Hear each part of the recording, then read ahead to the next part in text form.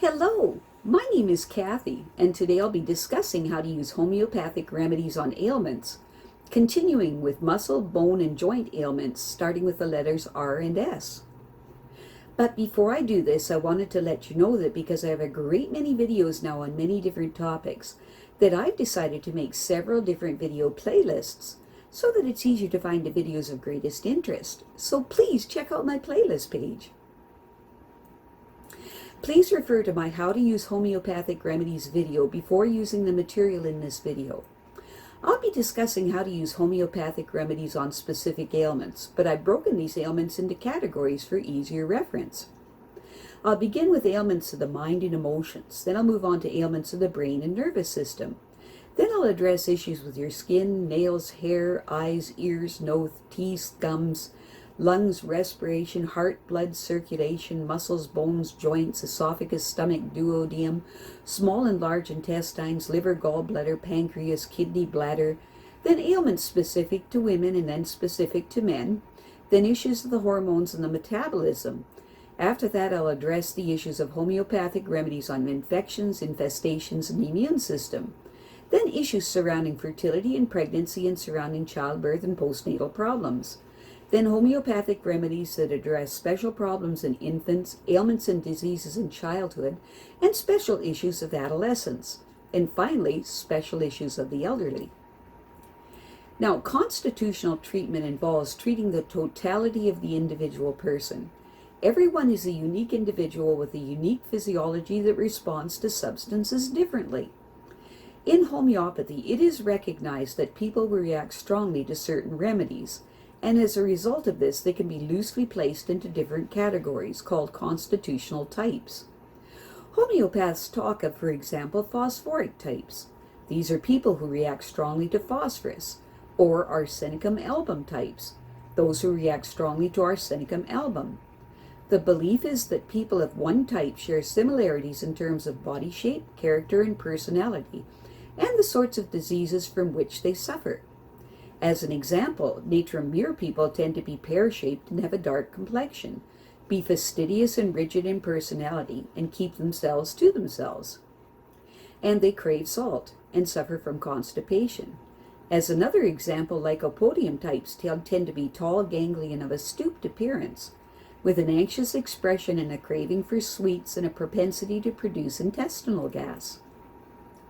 Now, of course, constitutional types have their limitations. In reality, each person is an individual, and so there are as many constitutional types as there are human beings, and an account must be taken of the sum total of the person's inherent predispositions, past illnesses, diet, general reactions to the environment, intellectual and emotional features, and general attitude towards life.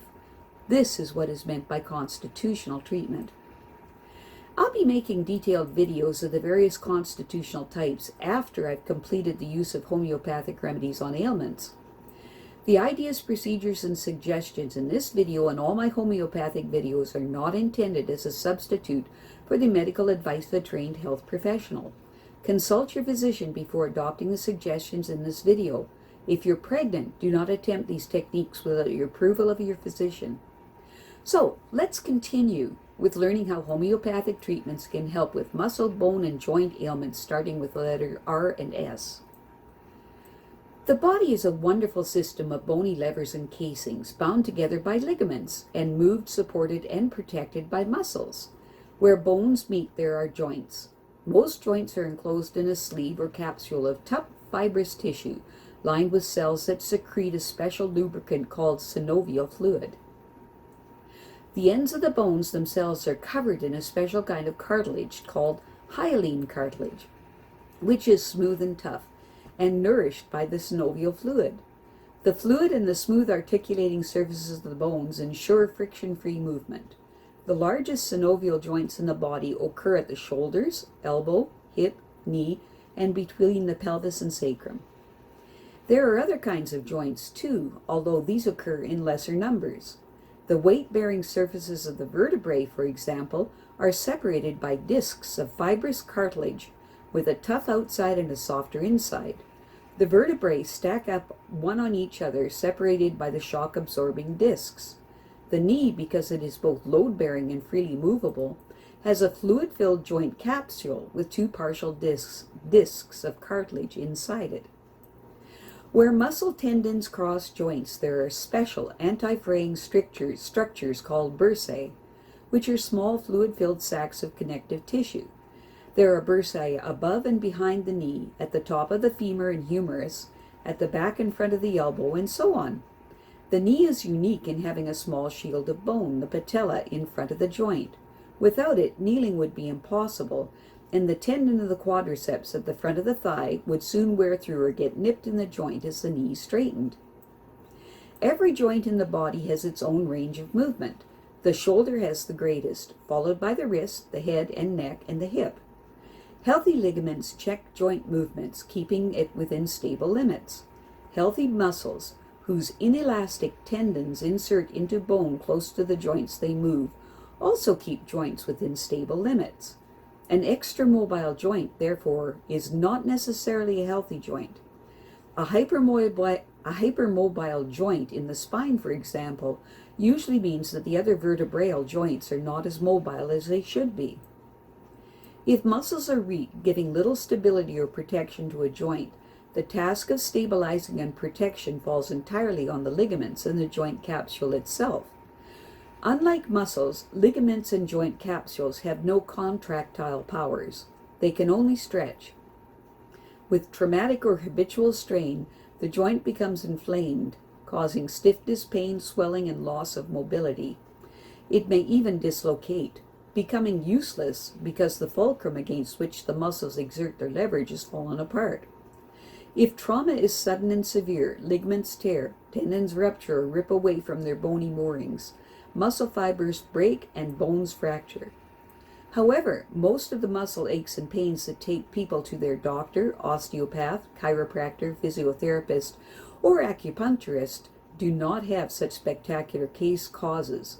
They are the result of poor posture, depression, anxiety, occupational demands, lack of exercise, and the slow process of aging.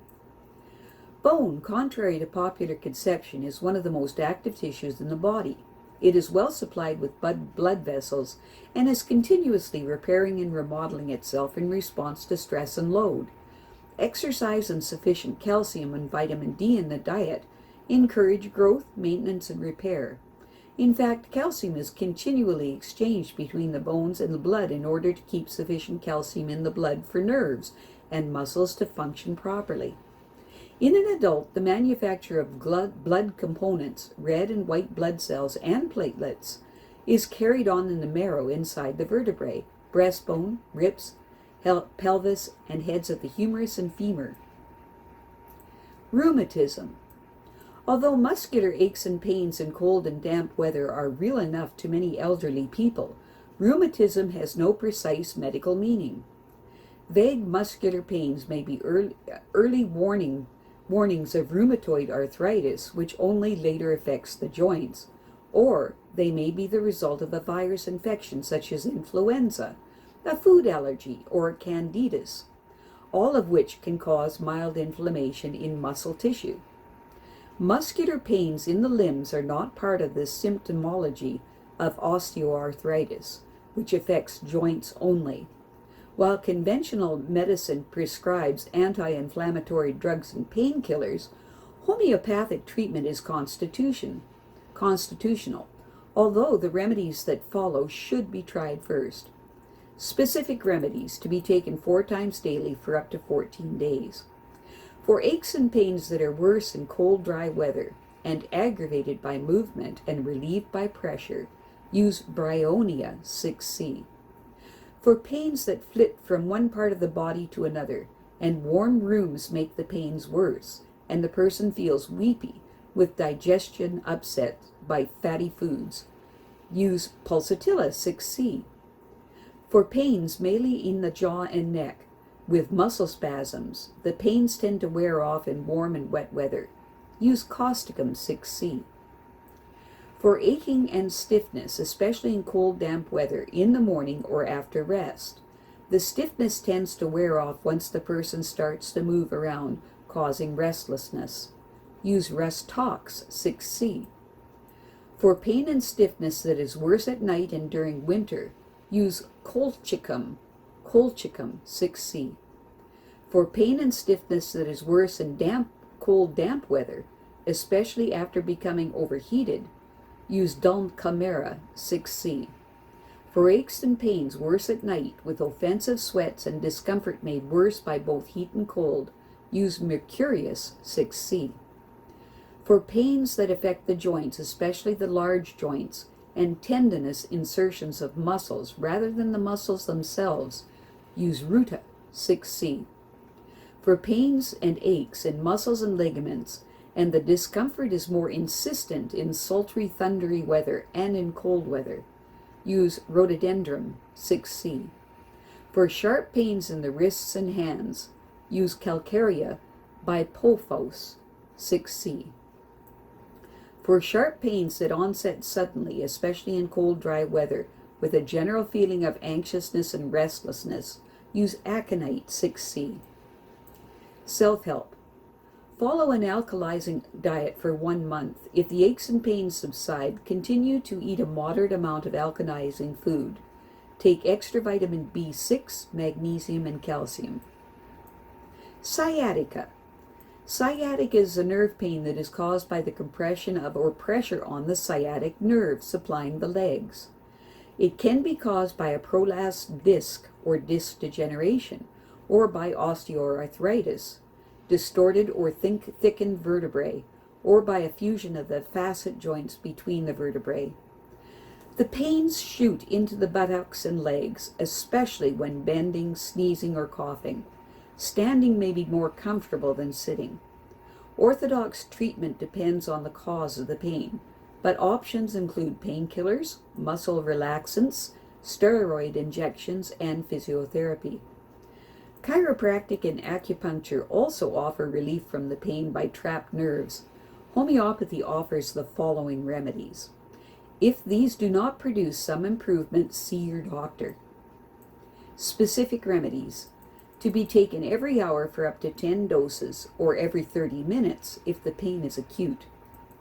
For pain that shoots down the right leg to the foot, causing occasional numbness and weakness, and the pain seems worse in cold and damp weather, use Colocynth, that's Colocynth, Colocynth, 6C. For pain that's worse when sitting, with difficulty straightening the knee of the affected leg, because the hamstring has shortened and the pain wears off when walking, lying down, or sleeping, use Ammonium Mur, 6C. For severe pain, numbness and cramps in the affected leg, made worse by movement and alleviated by rest and sitting down, use Gnaphalium, 6C. For a tearing pain, relieved by heat and movement, but aggravated by inactivity, cold, and damp, use Rhus, 6C. For sciatic pain in an invalid or elderly person that's worse at night and aggravated by cold and is improved with gentle exercise, use Arsenicum, 6C. For pain in the right leg, aggravated by pressure and lying on the right side, most severe between 4 and 8 p.m., use Lycopodium, 6C. For tearing pains, especially in the right leg, bending backward relieves the pain, but most other movements, including sitting up, make the pain worse. Use Discorea, 6C. For pain in the left leg that is aggravated by both heat and cold, with increasing stiffness and difficulty walking, use Carbon Sulph, 6C. For burning pains shooting into the knee and foot, aggravated by coughing, and the leg feels itchy, with pain especially bad around 3 a.m., use Carb, 6C. For lightning-like pains in the right leg that are soothed by heat and aggravated by coughing, use Magnesia Phos, 6C.